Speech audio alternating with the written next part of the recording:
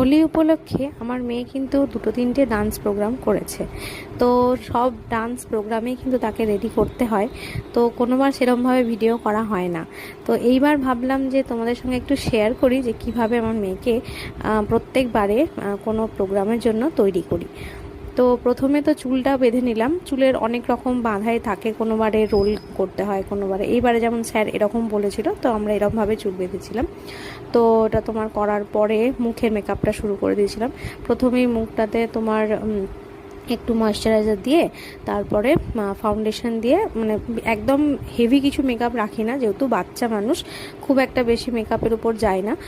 একটু হাইলাইটার আর ফাউন্ডেশনের মধ্যে দিয়ে বেস মেকআপটা সেরে নিই।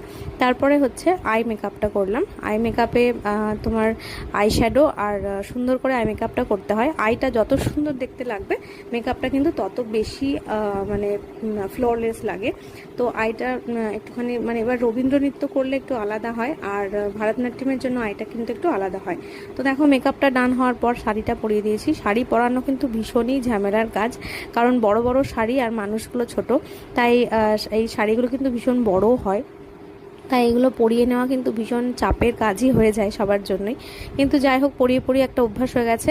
3 বছর বয়স থেকে মেয়ে ডান্স করছে, তো তার জন্য অনেকবার শাড়ি মানে পরানো হয়েছে এর মধ্যে।